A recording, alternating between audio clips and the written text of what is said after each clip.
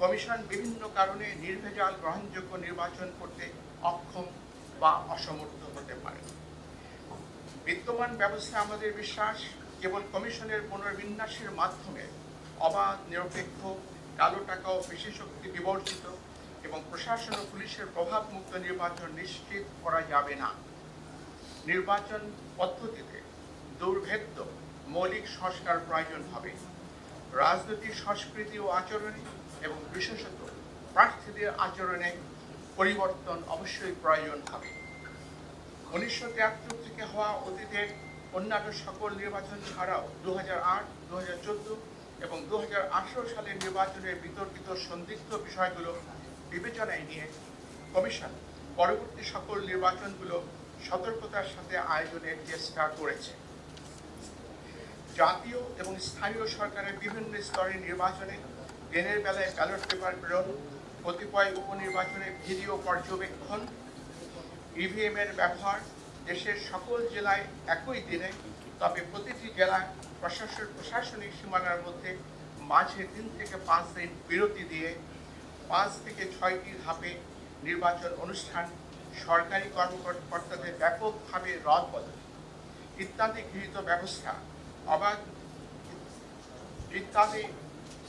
ব্যবস্থা নির্বাচন অবাধ, নিরপেক্ষ ও সুশৃঙ্খল করতে অনেকটাই সহায়ক হয়েছে। নির্বাচন মূলত একদলীয় হওয়ার কারণে কারচুপি বা সরকারিভাবে প্রভাবিত করার প্রয়োজন ছিল না। আমি স্পষ্ট করে বলছি, নির্বাচন যেহেতু একদলীয় ছিল, কাজে এই নির্বাচনকে সরকারিভাবে প্রভাবিত করার কোনো আবশ্যকতাও কার্যত ছিল না।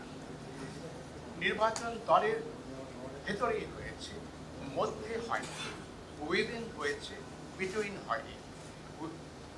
কমিশন দায়িত্ব গ্রহণের পর থেকে 2 বছর সময়ে ইউনিয়ন পরিষদের 992টি, উপজেলা পরিষদের 496টি, জেলা পরিষদের 71টি, পৌরসভার 90টি এবং সিটি কর্পোরেশনের 16টি নির্বাচন করেছে। নির্বাচনগুলোর সততা, সিদ্ধতা, নিরপেক্ষতা, অবাধ হওয়া নিয়ে অতীতের ন্যায় ব্যাপক বিতর্ক বা সমালোচনা হয়নি। উপনির্বাচন সহ জাতীয় সংসদে মোট 318টি আসনে কমিশন নির্বাচন করেছে। দলীয়ভাবে ইনক্লুসিভ না হওয়ার কারণে নির্বাচন বিতর্কিত হয়েছে, এটি সঠিক এবং যৌক্তিক। কিন্তু বাংলাদেশের 53 বছরের ইতিহাসে কোনো নির্বাচন কমিশন সংবিধান উপেক্ষা করে স্বেচ্ছায় নির্বাচন না করে বা বাতিল করে দিয়ে পদত্যাগ করেছে এবং সেই কারণে নির্বাচন হয়নি, এমন কোনো দৃষ্টান্ত বা উদাহরণ নেই। সরকার বারবার বলেছেন ব্যাপক সংস্কারের মাধ্যমে নির্বাচন ব্যবস্থাকে ঢেলে সাজাতে হবে। আমি আরেকবার উচ্চারণ করে বলছি, সরকার বারবার বলছেন ব্যাপক সংস্কারের মাধ্যমে নির্বাচন ব্যবস্থাকে ঢেলে সাজাতে হবে। নির্বাচন বারংবার ব্যর্থ হওয়ার প্রকৃত সত্য কারণ এই কথাটির মধ্যেই নিহিত। কমিশনের সদস্যরা সংবিধান মেনে দায়িত্ব পালন করে থাকেন। আমাদের কর্মকালে আমরা গণমাধ্যম, প্রশাসন, আইন শৃঙ্খলা রক্ষাকারী বাহিনী, সশস্ত্র বাহিনী সহ আবশ্যক সকলের আন্তরিক সহযোগিতা পেয়েছি।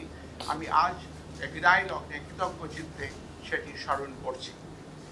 বর্তমান অতীত থেকে আহরিত অভিজ্ঞতা, জ্ঞান ও উপলব্ধি থেকে ভবিষ্যতে কিছু প্রস্তাবনা সরকারের সদয় বিবেচনার জন্য রেখে যাওয়া আমরা আমাদের কর্তব্য মনে করছি। জনগোষ্ঠীর সমরূপতা কারণে সংখ্যানুপাতিক প্রতিনিধিত্বমূলক নির্বাচনের জন্য বাংলাদেশ আদর্শ ক্ষেত্র হতে পারে। সেই সাথে নির্বাচন 4 বা 8টি পর্বে, প্রতিটি পর্বের মাঝে 3 থেকে 5 দিনের বিরতি রেখে অনুষ্ঠান করা ব্যবস্থাপনার দিক থেকে সহজ ও সহায়ক হতে পারে। আমাদের প্রবর্তিত অনলাইনে নমিনেশন দাখিল অব্যাহত রেখে নির্বাচন প্রক্রিয়া প্রযুক্তির ব্যবহার অপটিমাইজ করতে পারলে আমাদের ধারণায় এটি ভবিষ্যতের জন্য উত্তম হবে। পরিশেষে আপনাদের অবহিত করতে চাই, আমি সহ মাননীয় কমিশনারগণ দেশের পরিবর্তিত বিরাজিত অবস্থায় পদত্যাগ করতে মনস্থির করেছি।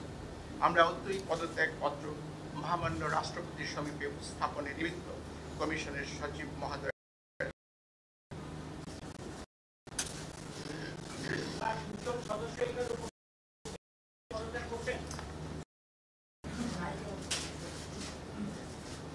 না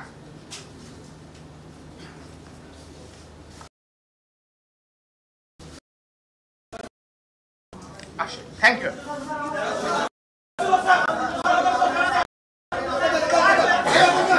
স্যার কয়েকটা প্রশ্ন নেন, স্যার কয়েকটা প্রশ্ন নেন।